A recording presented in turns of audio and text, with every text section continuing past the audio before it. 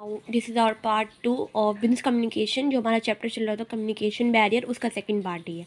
इसमें हम लोग डिस्कस करेंगे जो हमारे रेस्ट ऑफ द बैरियर्स रह गए थे वो। Now organisational barriers. Organisational barriers क्या होता है? Organisational structure, rules, policy, appointment etcetera influence the efficiency of the employees. Organisational structure, rule और पॉलिसी, अपॉइंटमेंट जो होती है, ये सब इफिशियंसी ऑफ एम्प्लॉय को जो है इन्फ्लुएंस करते हैं, मतलब उसे मोटिवेट करते हैं।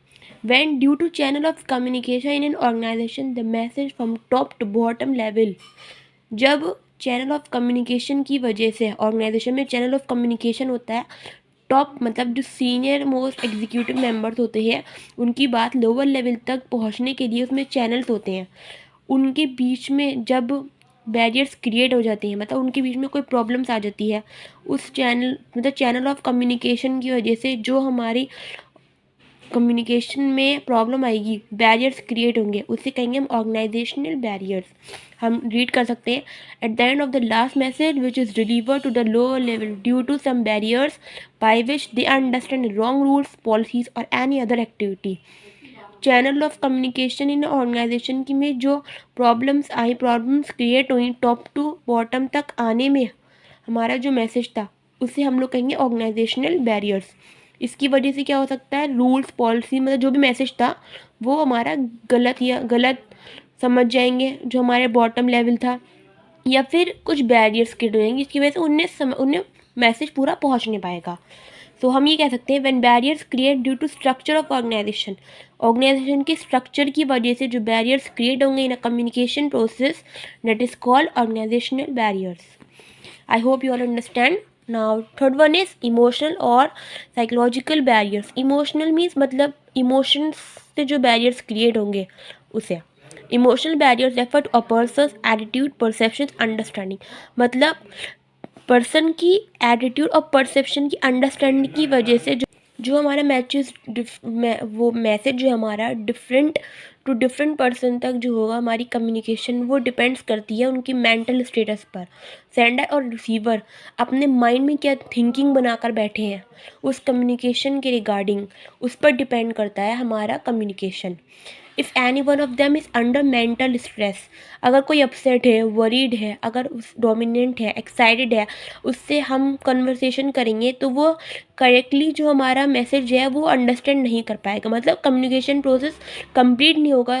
बोथ, अब वो या तो सेंडर भी हो सकता है, रिसीवर भी हो सकता है। फॉर एग्जाम्पल, जब आपका कोई फ्रेंड है, ठीक है, वो आपसे गुस्सा है और वो एंगर में बैठा है, आप उससे कुछ कहने जाओगे, वो आपकी बात को सुनेगा ही नहीं, है ना, तो कम्युनिकेशन होएगी नहीं। उसकी वजह से क्या होगा, due to anger barrier create हो जाएगा आपकी और जो आपका फ्रेंड है उसके बीच कम्युनिकेशन की, और we can say the barriers create between sender and receiver.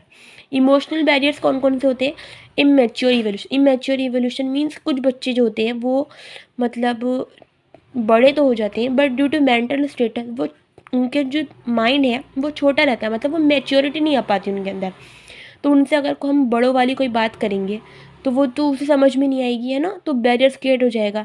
या फिर आपके पापा मम्मी अगर आपके पापा मम्मी अगर छोटे भाई से कुछ बातें करेंगे बड़ों वाली तो उसे समझ में नहीं आएंगे ना, तो वो क्योंकि वो मैच्योर नहीं है, उसे अगर समझाएंगे बेटा पैसे ऐसे खर्च नहीं करो, तो छोटा बच्चा है वो तो समझ पाएगा नहीं, है ना।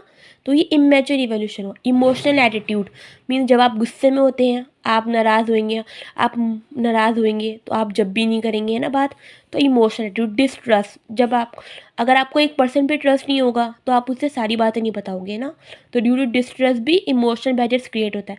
सिलेक्टिव एटीट्यूड, कुछ लोग होते हैं जो मतलब कुछ लोगों से बात करते हैं, मतलब उनका नेचर होता है ऐसा कि वो उन्हें किसी किसी का एटीट्यूड पसंद आता है और किसी का नहीं, है ना, तो जिनका आता है उससे बात करते हैं।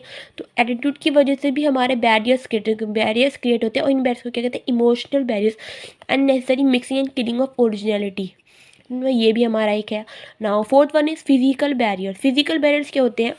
These barriers crop up because of conditions created due to physical situation, जो हमारे आसपास की फिजिकल सिचुएशंस की वजह से हमारी कम्युनिकेशन बैरियर्स जो क्रिएट होगा उसे कहेंगे हम physical barriers. For example noise, time and distance. Distance means कोई इंसान हमसे दूर है, हम उससे बात करेंगे तो उससे हमारी आवाज़ नहीं पहुँचेगी, है ना, बैरियर्स क्रिएट। टाइम, जब टाइम कम होता है हम छोटा सा मतलब जो बड़ा मैसेज है उसे शॉर्ट फॉर्म में कह कर चलेंगे चाहे दूसरा वाला उसे समझ में नहीं आए। नॉइस मतलब जब बहुत ज़्यादा लाउड स्पीकर होगा ना, जैसे सॉन्ग बज रहे हैं और आपको कोई बात करनी है अपने फ्रेंड से, तो आप नॉइस की वजह से आपकी बात नहीं हो पाएगी, तो वो होते हैं बैरियर्स। लिटरेरी एक्सप्लोजन, एकदम मतलब कोई नेशनल फिनोमिना हो गया, जैसे अर्थक्वेक आ गया, नेट ड्रॉट हो गई, तो उसकी वजह से सब लोग, सबका ध्यान उसमें लग जाएगा, तो हमारी जो आपकी कम्युनिकेशन होगी वो तो आप भूल ही जाओगे। तो क्या हुआ, ये बैरियर क्रिएट हो गया due to physical situations, halo effect and wealth finance related obstacles. Now other is personal barriers. Personal barriers क्या होते हैं, communication is the process of interpersonal relation. हमें पता है कम्युनिकेशन क्या एक प्रोसेस है इंटरपर्सनल रिलेशन का, मीन्स जो हमारे सेंडर और रिसीवर है उनका जो लेवल्स होता है, मतलब रिलेशन जो है उनमें कम्युनिकेशन होती है। These interpersonal relations are of various intensity and levels between senders and receivers. हम ऑर्गेनाइजेशन की बात कर रहे हैं ना, तो हम बिजनेस कम्युनिकेशन पढ़ रहे हैं, तो हम बिजनेस के अकॉर्डिंग ही पढ़ेंगे। अब बिजनेस में लेवल्स होते हैं ना, टॉप बॉटम, टॉप और लोअर लेवल और मिडिल लेवल, है ना, तो इनके बीच में तीनों जो है हमारा, वो तीनों एक दूसरे से इंटरकनेक्टेड होते हैं। तो their physical gestures, body movements, attitude, interest can change the real meaning in form of message. जो सेंडर और रिसीवर के जो फिजिकल जेस्चर्स होते हैं, बॉडी मूवमेंट्स, ये सब भी बैरियर्स क्रिएट कर सकते हैं। अगर कोई गुस्से में आ गया तो उसका फेस का जो जेस्चर्स होगा, फेस एक्सप्रेशन से पता चल जाएगा कि वो गुस्से में है ना। बॉडी मूवमेंट, कोई गुस्सा अगर किसी को बात नहीं करनी तो वो उठ के चला जाएगा, बॉडी मूवमेंट किया उसने, वो चला गया, इससे आपकी कम्युनिकेशन नहीं हो पाई और बैरियर्स क्रिएट हो गया। एंड और इसके एग्जाम्पल्स हैं बॉडी लैंग्वेज। बॉडी लैंग्वेज हमने बता दिया, जब अपनी बॉडी का यूज़ करेगा कोई पर्सन, बैलेंस क्रिएट करेगा बॉडी लैंग्वेज से। Senior officer related obstacle, senior officer attitude दिखाएगा, फियर मतलब डराएगा आपको, डर की वजह से जब बैरियर्स क्रिएट नहीं हो पाते ना अपने मालिक से, कई बार जो ओनर से लोअर लेवल जो है वो बात नहीं कर पाते, जो इफेक्टिव कम्युनिकेशन नहीं होती। क्यों? क्योंकि उसे फेयर होता है अपने बॉस का। प्रॉपर मीडिया, या तो proper medium of channel proper नहीं है, उसकी वजह से बैरियर्स क्रिएट होगा। Lack of time, lack of interest, problem due to subordinates, lack of interest in communication, lack of inspiration. These are the reasons of personal barrier, or we can say examples of personal barriers. Now the last one is other barriers. Other barriers, it includes unsuitable channels, defective mechanical equipment, pressure of communication, means जो equipments use होंगे हमारे communication process में, अगर उनकी वजह से हमारा कोई बैरियर क्रिएट होगा तो that is known as other barriers. You can learn this also. अब ये जो बैरियर्स क्रिएट हुए हैं इन्हें रिमूव करना भी होता है ना, फॉर इफेक्टिव कम्युनिकेशन के लिए। Now we will learn suggestions for improvement of communication barriers. क्या क्या सजेशंस है जिनकी वजह से हमारी कम्युनिकेशन बैरियर इंप्रूव हो सकते हैं। क्लियर ऑब्जेक्टिव, अपना जो मैसेज है उसे बिल्कुल क्लियरली एक्सप्रेस करें।